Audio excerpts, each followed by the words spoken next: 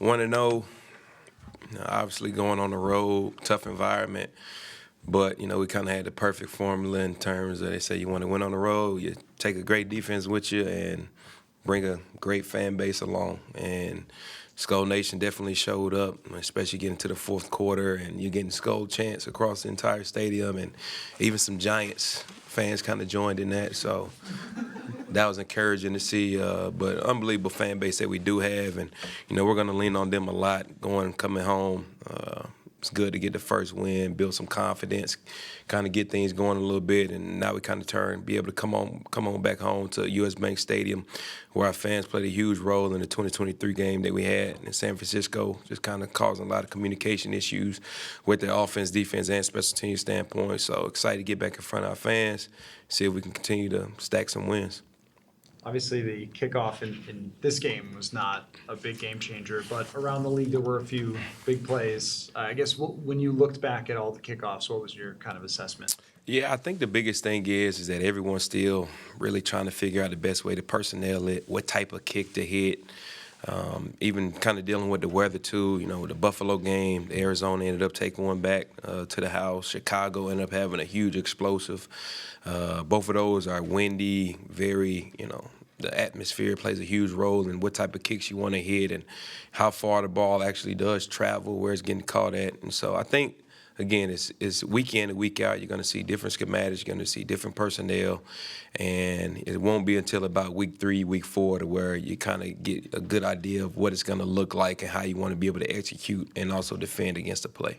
Matt, how do you guys view the touchback shift from the 25 to the 30? Is that 5 yards enough of a disincentive to kick it in the end zone? Man, I think the biggest thing is that when you look at the average return of where the ball is being returned to versus kicking it out of the end zone, it's really about the same right now. So, you kick it and they bring it out, it gets returned, it's going to end up at the 30-yard line.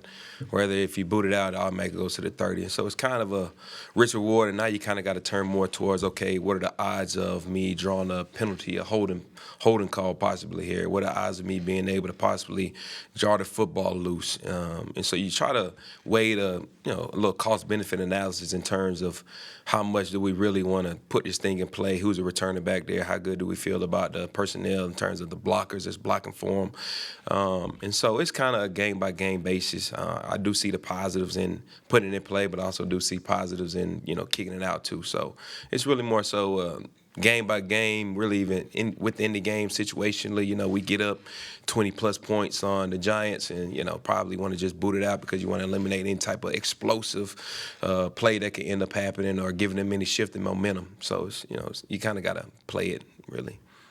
This might be wishful thinking, but do you think that some kickers will get better over the course of the season at placing it? Yes. You want to give the coaches confidence to? Absolutely. And that's even going back during the offseason, Kevin, obviously there's guys are working on multiple, variety of kicks, and obviously it's much different than when, you finally actually do have 21 guys in front of you. Your sight line becomes a little bit more different. How you want to hit it becomes different. Weather starts getting involved. But I do think as kickers gain more experience doing it, they'll get better with placing it. They'll get better with what type of ball they want to hit.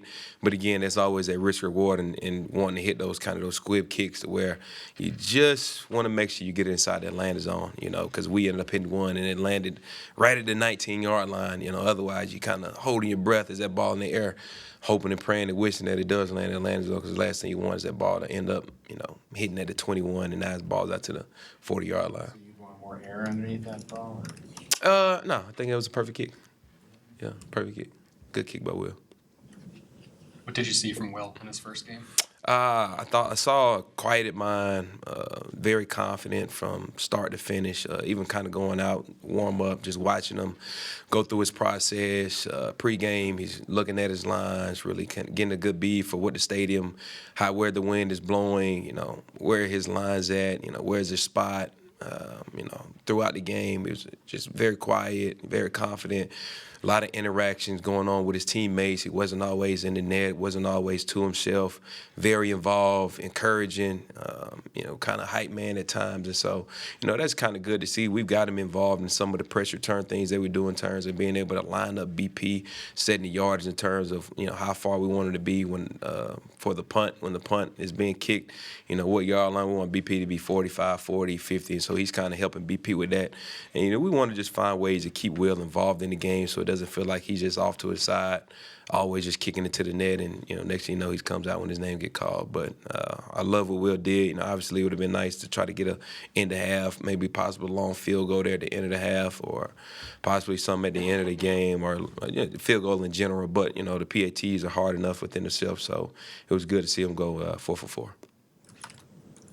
When it comes to just punt returning in general, it feels like penalties in any game are a major factor in those. You had a couple here. I guess how do you try to practice that to avoid taking those penalties, because it seems like those can be such a big negative on the punt return? Yeah, for sure. I think the biggest thing is that you try not to overcoach. Not necessarily to hold him, because I'll never get upset or down on the guy because he's being aggressive with his hands. Obviously you got to make sure you're staying within the framework of your feet. You're playing with good hands. You're playing with good feet. You're well balanced. And we always talk about, if a guy ends up leaving outside of your frame, you got to let him go.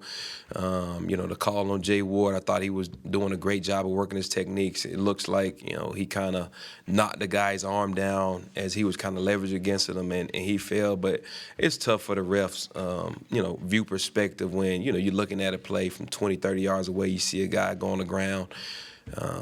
Quite frankly, you're going to just assume that this, super athlete didn't just fall on his own. Like, obviously he had to be kind of tugged, pulled, or something for that matter. But we try not to overcoach, the aggressive, I get more upset for pre-snap penalties, false starts, offsides, than I will for a guy being aggressive, trying to sustain a block for 40, 50 yards working down the field. That's something that we can correct. But what we can't correct is pre-snap penalties. That's just something that can't happen in our game. Matt, what's the challenge of defending a rookie returner such as Jacob Cowing? And is it tougher to prepare for a new guy versus someone you've maybe seen tendencies from? Yeah, for sure. Going back, I did a lot of studying on Cowing coming out of Arizona. He's very fast, very twitchy. Very aggressive in terms of his decision making. Even if gunners are in his face, he's looking to return it if he can. He can stretch you, he can cut you. He's very versatile in what he's able to do. And so we really lean a lot on, obviously, the collegiate tape. There's a little bit of preseason tape to kind of get a good beat on what his profile is and how they want to be able to set up returns for him. And so, we lean a little bit more on the collegiate tape just because that's really all that we have, and kind of blend it just in terms of what the history says of what that coordinator, what Schneider likes to do from a return standpoint, and kind of build the portfolio in that matter. You have a nickname for Will yet? Oh, yeah, I did. A week later, I did. We do. I was actually talking with DG about it. I haven't officially actually told the team or Will this, but I was talking with DG that possibly we could call him Will Striker. Striker, that's what I'm thinking. He's going to be Striker. He strikes the ball well. And I don't know if anyone has ever seen the movie Shooter, but Mark Wahlberg's name in the movie was Striker. So think of Will almost like a sniper, for that matter. Huh? Yeah? Like it? Will Striker, Reichard. My mind was in the movie Airplane, but that's Oh, yeah, no. Yeah. So, yeah, let's go with Striker. Will Striker. We'll put it out there. Yeah, put it out there. stream right now. Yeah, let's put it out there. Yeah, cool. Yeah, consistently strikes the ball well. Yeah, like that. Cool. Appreciate y'all.